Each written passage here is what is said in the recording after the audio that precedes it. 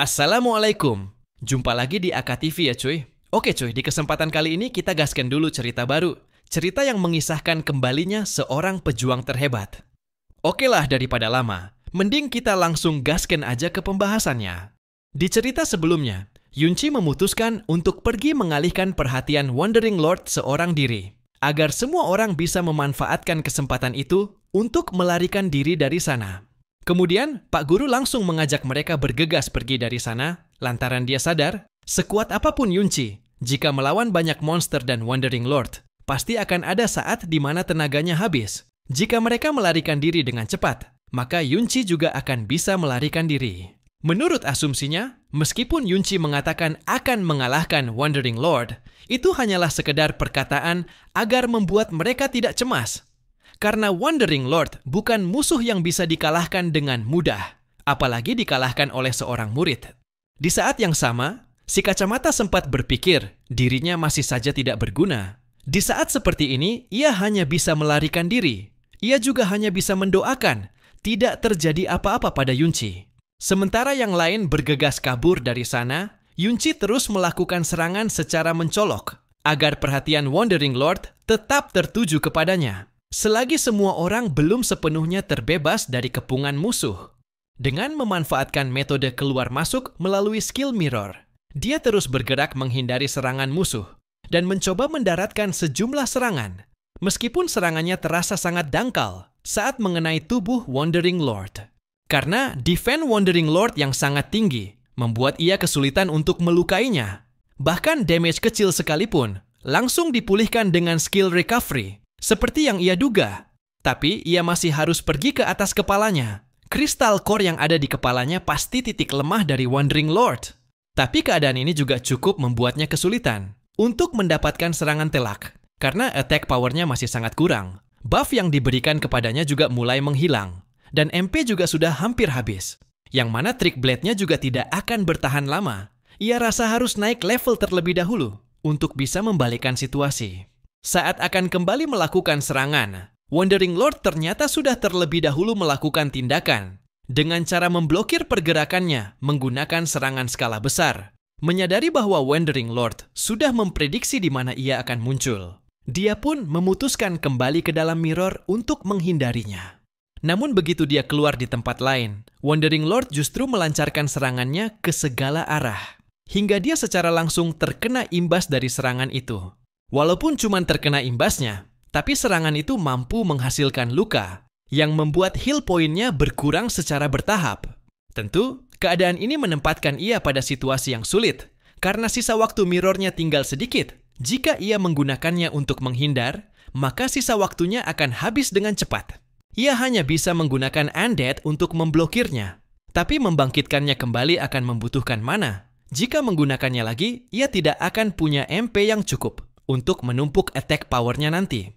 Di tengah situasi yang sulit ini, sebuah shield tiba-tiba memblokir serangan dari Wandering Lord. Dan itu ternyata ulah Yunsa, si kacamata serta Yun Yin, yang sempat membuat Yunci heran mengapa mereka malah kembali ke sana. Yunsa mengatakan mereka kembali ke sana karena permohonan si kacamata, yang membuat dirinya tidak memiliki pilihan selain membantu. Tidak hanya itu, semua orang juga sudah berhasil melarikan diri. Mengetahui bahwa si kacamata memutuskan kembali untuk dirinya, ia pun tersenyum dan mengucapkan terima kasih. Lalu Yunsa mengatakan, Hidden Boss Wandering Lord tetap sangat berbahaya, jadi biarkan mereka membantu dan perlahan mundur dari sana. Tetapi menurut Yunci, mereka tidak perlu melarikan diri dari Wandering Lord, karena dengan adanya bantuan dari mereka, dirinya tidak perlu lagi menahan diri untuk melawan semua musuh. Di sisi lain, levelnya juga sudah mencapai 30, yang mana attack powernya saat ini sudah cukup untuk memberikan damage yang signifikan pada Wandering Lord. Kemudian, dia langsung menggunakan Armor Grade Rare, yang ia dapatkan dari Drop Secret Realm Lord milik keluarga Ding. Tentunya Yunsha mengetahui, Yunci berencana menyerang titik lemah musuh, tapi menurut dia, di ketinggian seperti itu mustahil untuk pergi ke atas kepalanya.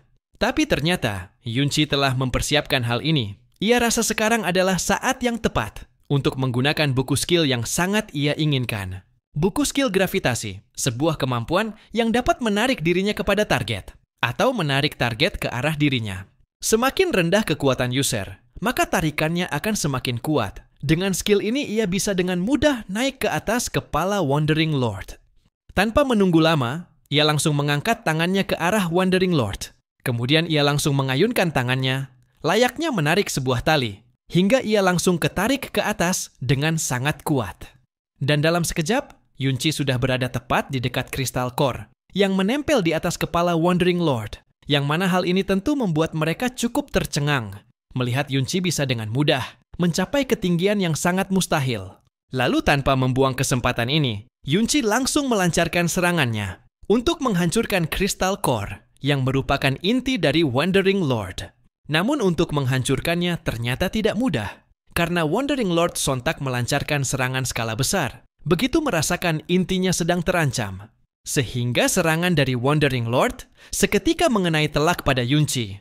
Akibat terkena serangan kuat itu, dia dalam sekejap kehilangan begitu banyak heal point, bahkan sampai tersisa 10%. Tetapi baginya, ini adalah satu-satunya kesempatan untuk menghabisi Wandering Lord, sehingga ia menerobos dan mempertaruhkan semuanya dalam serangan terakhir yang ia gunakan. Sampai pada akhirnya, serangan yang ia gunakan ternyata berhasil menghancurkan inti daripada Wandering Lord, dan ia juga langsung mendapatkan 3 kenaikan level setelah menghabisinya. Dan mereka yang melihatnya sontak dibuat terpaku lantaran tidak menduga Yunci sungguh bisa mengalahkan Wandering Lord seorang diri. Tidak hanya mendapat kenaikan level, ia juga mendapatkan drop item legendary sebagai hadiah dari mengalahkan hidden boss.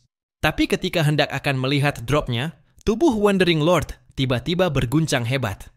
Tanpa Crystal Core yang merupakan inti kehidupannya, tubuh Wandering Lord tidak jauh berbeda dengan tumpukan batu yang bisa runtuh kapan saja. Untuk mencegah kemungkinan akan tertimpa, dia secepat mungkin bergegas turun dari atas Wandering Lord, dan tubuhnya pun seketika runtuh menimpa tembok kristal yang berada tepat di dekatnya. Tembok kristal yang sebelumnya tertimpa, secara tidak terduga menghasilkan sebuah lubang yang cukup besar, dan di dalam lubang tersebut terlihat begitu banyak mayat monster dan manusia terdahulu yang kini telah menjadi batu.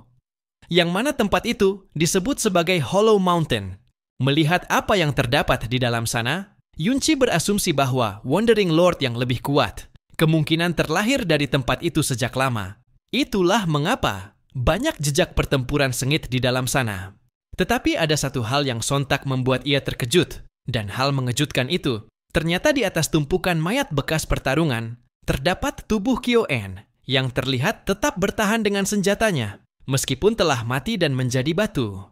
Yunsa yang juga melihatnya sontak terkejut, karena menurut sejarah yang ia dengar, pengkhianat Kyo-En telah dihabisi oleh pahlawan Dingkun.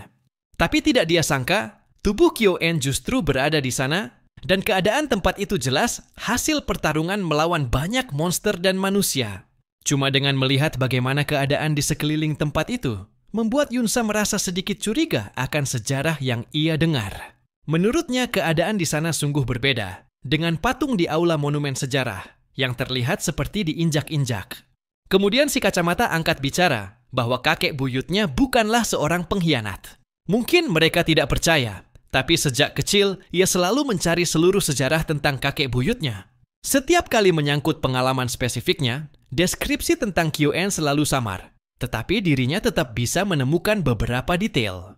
Fakta dari apa yang telah ia ketahui, bahwa Kyo-En yang merupakan kakek buyutnya, selalu memasuki dungeon yang tidak sesuai dengan levelnya. Kenapa seorang rank S, seorang pro level 60 ke atas, pergi ke dungeon level rendah ini? Karena tempat ini adalah dungeon yang melahirkan Wandering Lord. Wandering Lord adalah sumber malapetaka yang memanggil seluruh monster dungeon keluar. Dan di masa lalu pemerintah tidak punya cukup pasukan untuk bertahan melawan monster yang keluar dari setiap dungeon. Jadi pemerintah terdahulu bergantung pada profesional yang kuat dan dapat diandalkan untuk membersihkan seluruh dungeon monster. Dan kakek buyutnya adalah orang yang seperti itu. Orang yang sengaja datang untuk membereskan bencana lebih awal. Mereka yang mendengar penjelasan si kacamata hanya terdiam dan menyimak dengan seksama. Si kacamata kembali mengatakan, orang lain mungkin berpikir dirinya sedang berhayal. Bahkan keluarganya juga mengatakan, dirinya cuma mencari pembenaran. Itulah mengapa ia terus diam dan mencari kebenaran. Tetapi Yunci yang merupakan master sekaligus sahabat Kyo-En, di kehidupan sebelumnya, sangat mempercayai semua yang dikatakan oleh si kacamata. Ia mengetahui, saat masih pemula Kyo-en selalu bertingkah seolah dirinya kuat, selalu percaya diri, dan sangat yakin dengan bakatnya.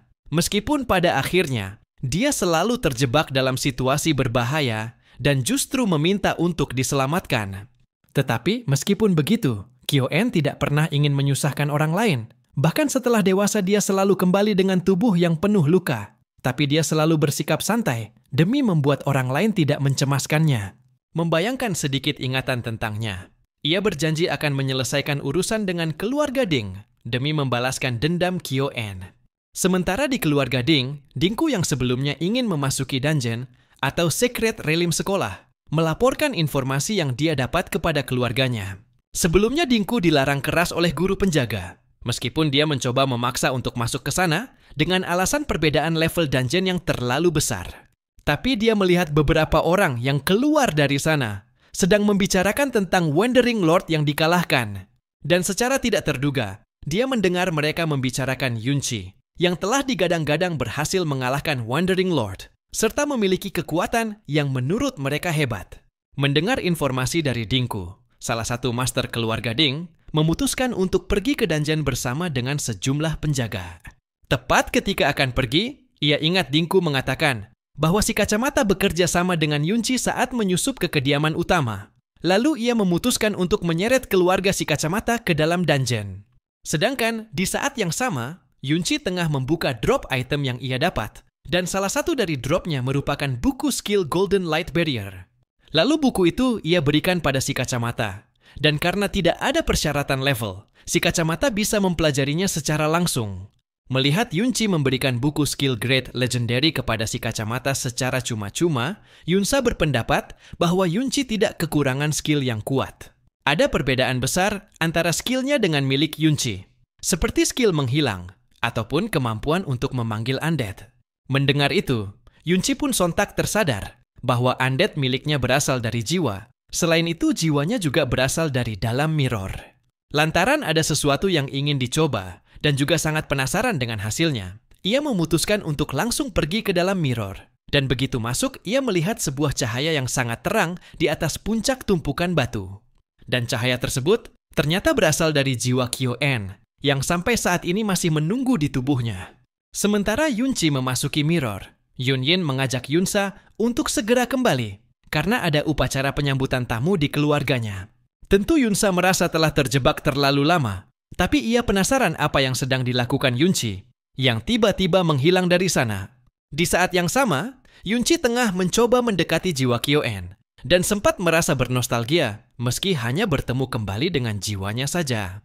Tapi sangat disayangkan, jiwa Kyo-en tidak memberikan respon positif, dan sebaliknya jiwa itu malah berubah menjadi undead yang sangat agresif terhadap musuh. Hal ini tentu membuat Yunchi merasa iba, meski telah menjadi undead, tapi dirinya sungguh tidak ingin melawan Kyo-en. Tapi secara tiba-tiba, kegelapan dari jiwa Kyo-en mengarah kepadanya dengan sangat cepat. Bahkan sekitarnya hampir tertutup oleh kegelapan itu. Dan tanpa diduga, kegelapan tersebut menyimpan sejumlah kenangan lama tentang Kyo-en, serta semua ingatan yang pernah dialaminya saat masih menjadi pahlawan. Namun ada satu kenangan pahit yang sampai saat ini membekas pada jiwanya. Peristiwa di mana Kyo-en dikhianati dan dihabisi oleh Dingkun. Melihat semua ingatan itu, Yunchi merasa ada sesuatu yang familiar baginya, sehingga hal ini menimbulkan sebuah pertanyaan tentang apa yang sebenarnya terjadi pada Kyo-en. Namun secara tiba-tiba, jiwa Kyo-en sontak menerjang ke arahnya dan bersiap untuk melakukan serangan dengan sangat agresif, seolah ingin melampiaskan amarahnya. Dan dengan cepat, dia langsung menangkis serangan itu. Ia juga mencoba berbicara kepadanya untuk mengetahui apa yang telah terjadi. Namun jiwa Kyo-en tetap tidak memberikan respon apapun. Yang ada malah kembali menyerangnya dengan sangat brutal. Untungnya dia dapat menghindari setiap serangan itu. Ia menyadari yang menempel pada jiwa Kyo-en saat ini hanyalah insting bertarungnya saja. Berapa kali pun ia mencoba berbicara, responnya pasti akan sama. Menyadari hal ini, ia memutuskan untuk pergi dulu dari sana, namun tanpa diduga, ia justru tidak dapat meninggalkan mirror. Melihat keadaan ini, ia tidak memiliki pilihan selain mengalahkan jiwa Kyo-en dan menjadikannya sebagai summon undead.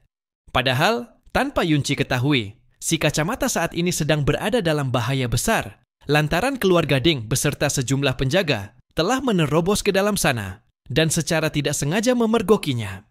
Mereka sempat mengira Yunci telah mengetahui kedatangan mereka, sehingga memutuskan untuk kabur dan meninggalkan si kacamata seorang diri. Walaupun takut, si kacamata mencoba bersikap tenang dan menanyakan tujuan mereka datang ke sana.